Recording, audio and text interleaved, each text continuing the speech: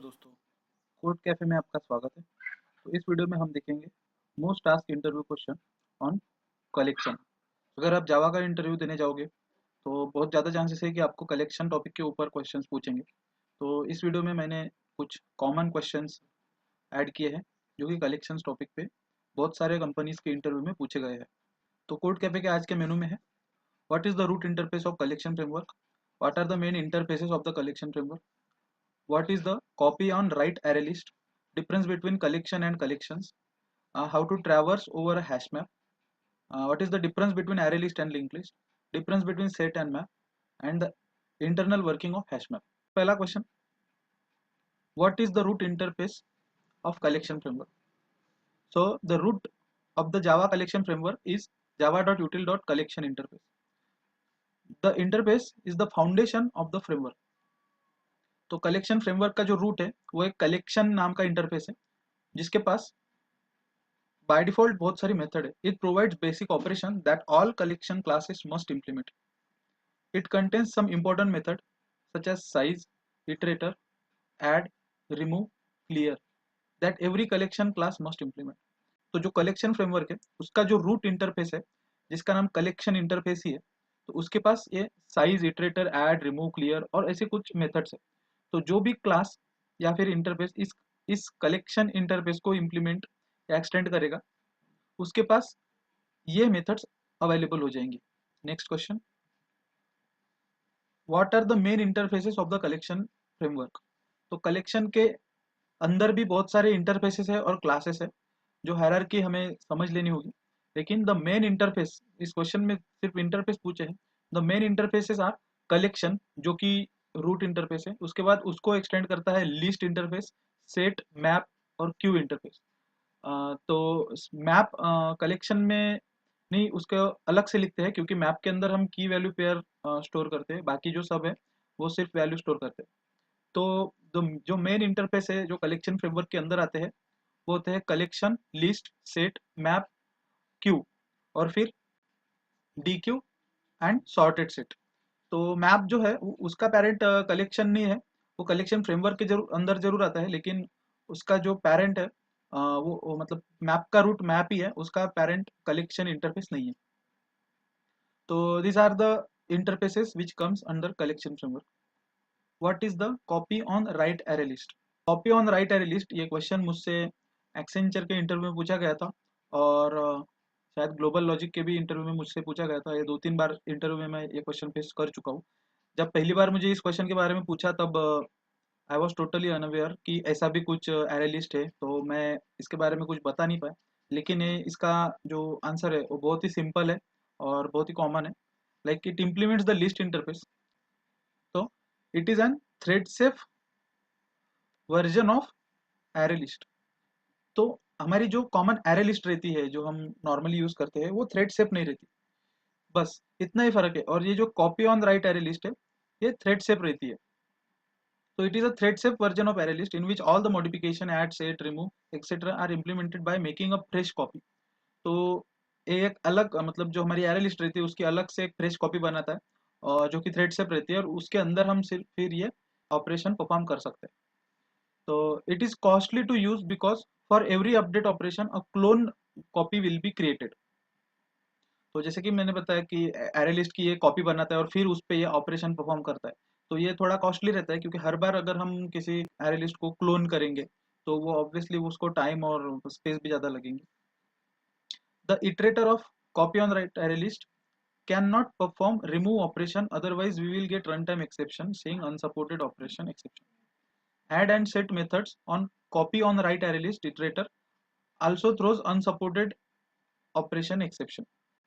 Next question, what is the difference between collection and collections?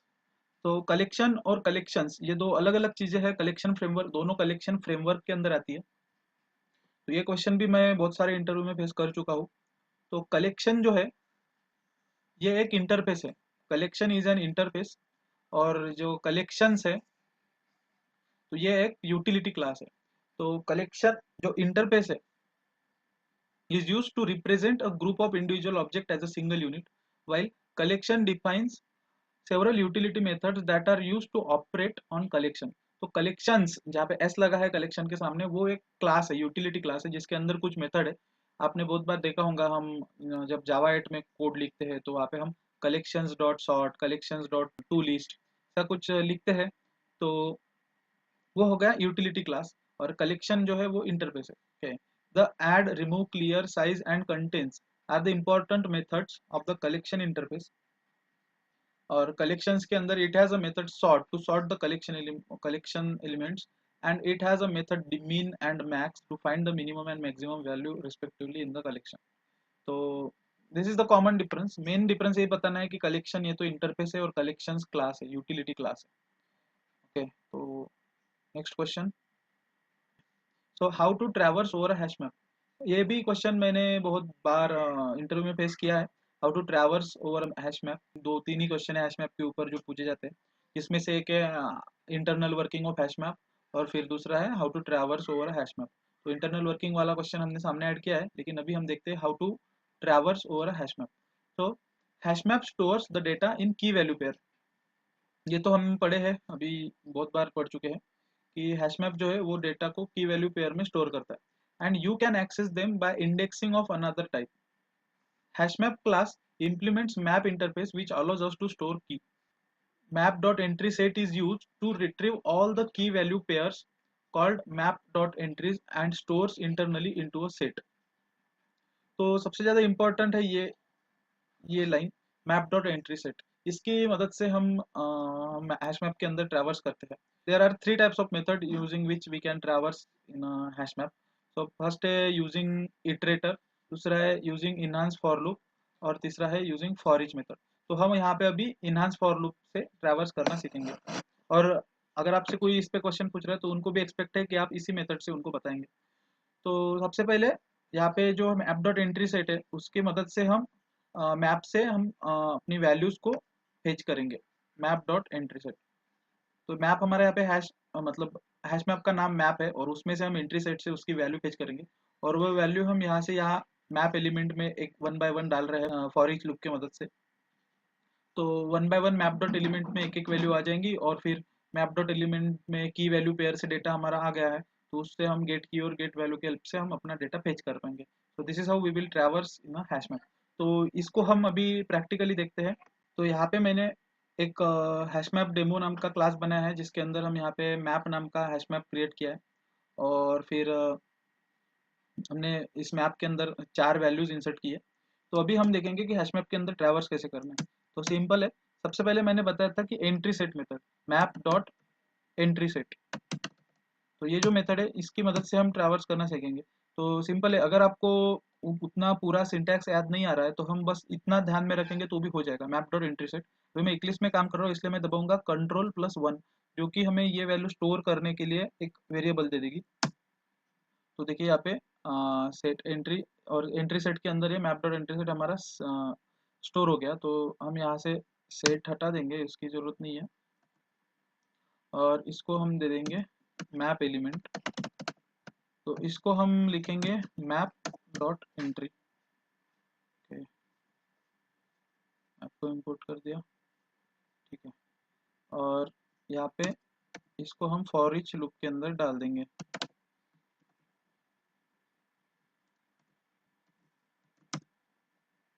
तो आओ आपको समझ आया होगा, बहुत ही सिंपल था। मैंने बस पहले मैप डॉट एंट्री सेट लिखा, और उस Ctrl+1 दबा के उसको स्टोर करने के लिए मैंने एक एलिमेंट ऑटोमेटिकली आ गया वहाँ पे, फिर उसको मैंने मैप डॉट एंट्री करके मैप की एंट्री उसमें मैप एलिमेंट्स नाम के वेरिएबल में एक एक वैल्यू फेच की।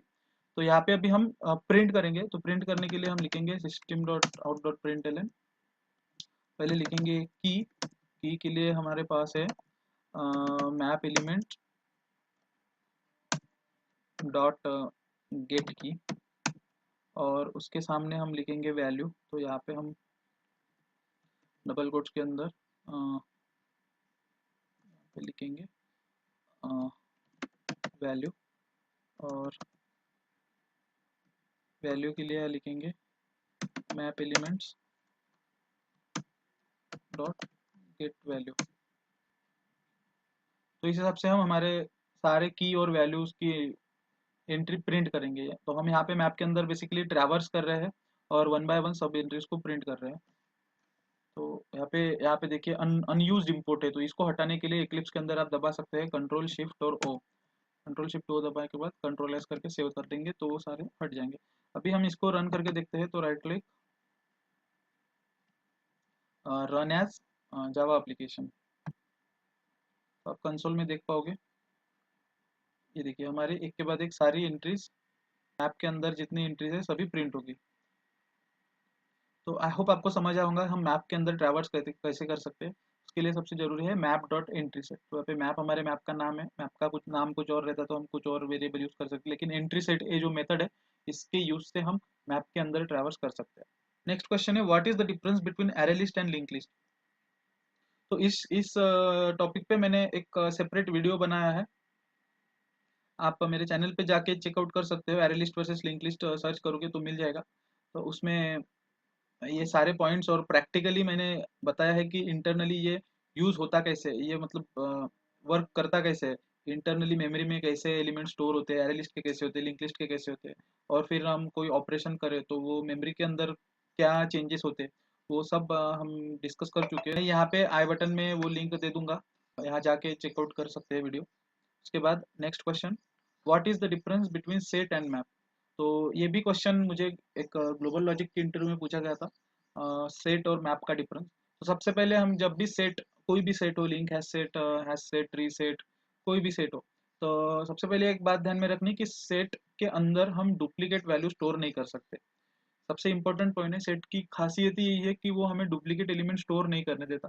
उसके बाद मैप के अंदर जो एलिमेंट स्टोर करते हैं वो की वैल्यू पेयर में रहते हैं। ओके, तो जो डुप्लीकेट वाला सीन है इधर, मैप के अंदर हम कीज डुप्लीकेट स्टोर नहीं कर सकते लेकिन वैल्यूज स्टोर कर सकते हैं।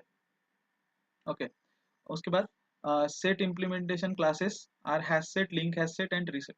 तो सेट एक इंटरफेस है और उस इंटरफेस को इम्प्लीमेंट करते हैं ये तीन classes, hash set, linked hash set, tree set. इसकी इंडिविजुअल भी कुछ प्रॉपर्टीज है हैश सेट की, लिंक्ड हैश सेट की और ट्री सेट की। अगर आपको उसके ऊपर वीडियो चाहिए तो मैं डिटेल में बहुत अच्छे से वीडियो बना सकता हूँ, आपको कमेंट करके बता दीजिए। उसके बाद मैप इंटरफेस, तो मैप के अंदर भी कुछ क्लासेस है जो मैप को इम्प्लीमेंट करते हैं, जैसे कि hash map, tree map, concurrent hash map, linked hash map. Okay, उसके बाद set, if you want to create a collection of unique element then we can use set, because यहाँ पे डुप्लीकेट अलाउ नहीं है, तो यहाँ पे यूनिक एलिमेंट का कलेक्शन हम स्टोर कर सकते हैं, इसलिए सेट यूज कर सकते हैं। और if you want to store the data in the form of key value pair then we can use hash map. Okay, तो बढ़ते हैं अगले क्वेश्चन की ओर। Explain the internal working of hash map. तो इसके ऊपर मैं अलग से वीडियो बनाया हूँ, यहाँ पे मैंने आई बटन पे एक लिंक दी है, आप यहाँ पे चेकआउट कर सकते हैं। इस पे मैंने थियोरेटिकली और प्रैक्टिकली दोनों समझाया है कैसे इंटरनली सारे की वैल्यू पेयर हमारे बकेट के अंदर स्टोर हो रहे हैं, कैसे 16 बकेट्स क्रिएट हो रही है, और फिर कैसे हैश कोलिजन हो रहा है, पुट मेथड कैसे वर्क करती है, इंडेक्स कैसे कैलकुलेट होता है, हैश कोड कैसे हैश वैल्यू देता है, सब हर एक चीज़ हमने बहुत अच्छे से इस वीडियो में देखी है। तो आप प्लीज़ ये वीडियो को चेकआउट कर लीजिए, आपको हैशमैप का इंटरनल वर्किंग ऐसे समझ आएगा कि कभी भूल ही नहीं पाओगे। So that's it, thank you very much दोस्तों। अगर आपको वीडियो वीडियो पसंद आया होगा तो प्लीज़ लाइक करिए, कमेंट करिए और अपने दोस्तों के साथ शेयर करिए ताकि आपके साथ उनकी भी प्लेसमेंट हो जाए।